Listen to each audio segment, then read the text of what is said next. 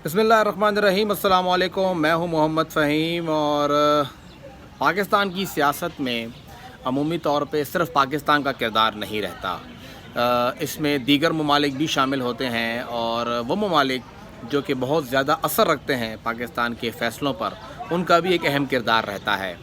पाकिस्तान जिस हद तक रेजिस्ट कर सकता है, पाकिस्तान जिस हद तक उसकी मुखालफत कर सकता है या उनके फ़ैसलों को ना मानने की हिम्मत रखता है, पाकिस्तान वो तो कर लेता है। लेकिन फिर एक ख़ास वक्त के बाद पाकिस्तान के भी जो है वो बात उसके बस से निकल जाती है और फिर हमें वो बातें माननी पड़ती हैं, जिसमें सबसे बड़ा एक इन्फ्लुएंस जो है वो IMF का है।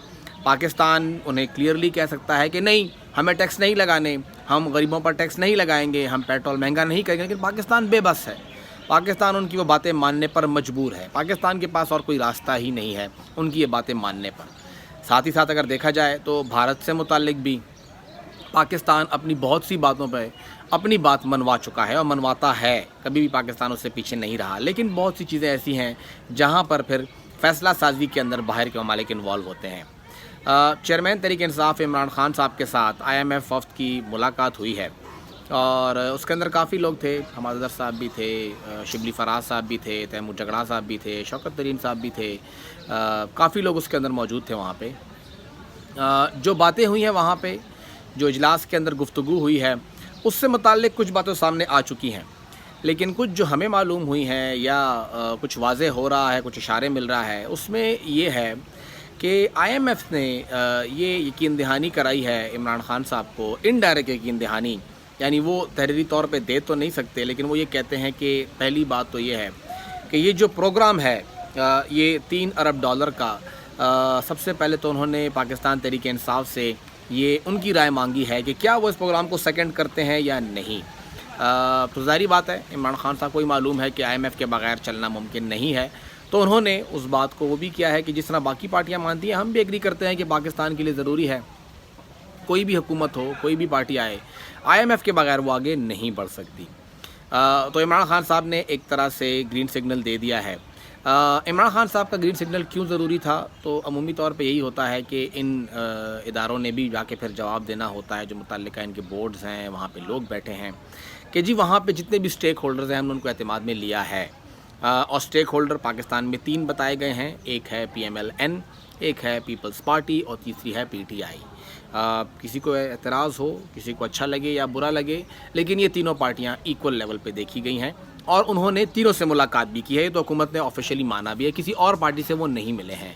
मैं किसी का नाम लेना नहीं चाहूँगा, लेकिन बता दूं कि कोई और पार्टी ख़ुद को इन पार्टियों के बराबर ना समझे। बाकी सारी पार्टियाँ रीजनल और इलाकाई और बहुत ही छोटे लेवल पर आ जाती हैं, सूबा या कोई शायद एक आध डिवीज़न तक।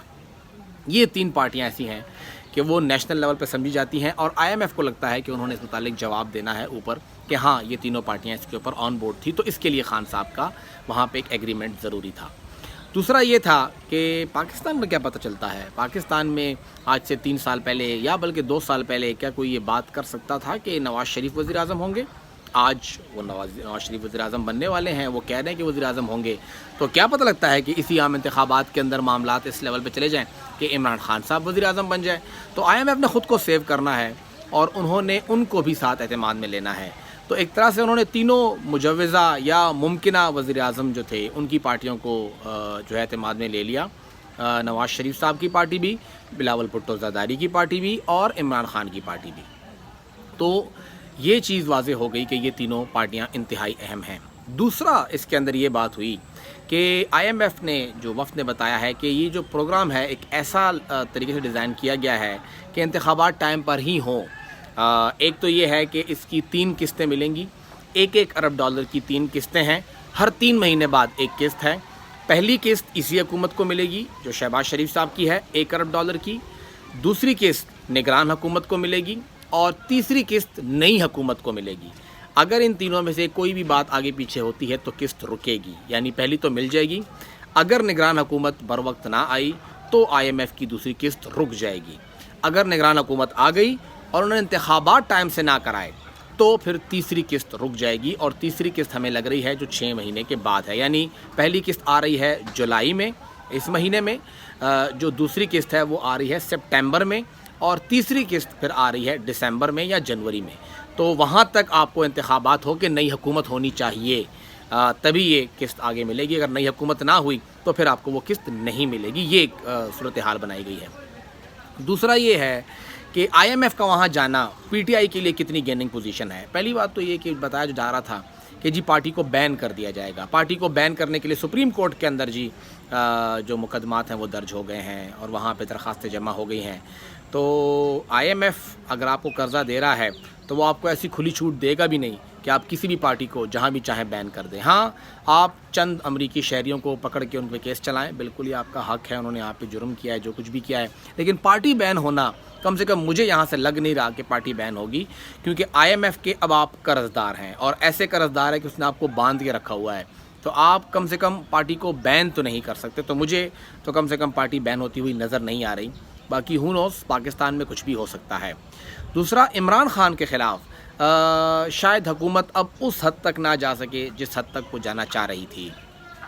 IMF का वहाँ जाना इमरान खान के कद काठ को और भी ऊंचा कर रहा है, उसकी अहमियत को और भी बढ़ा रहा है और ये बता रहा है कि क्योंकि हम लोग, ज़ाहिर बात है, अमेरिका का यहाँ पे एक इन्फ्लुएंस है। इवन दो कि हम लोग शिफ्ट कर गए हैं दूसरे ब्लॉक में, रशिया और चाइना के ब्लॉक में हम लोग आ गए हैं, लेकिन अमेरिका का असर यहाँ पे मौजूद है, चाहे वो IMF के ज़रिए है या कोई और तरीक़ाकार है, लेकिन उनका असर यहाँ पर है।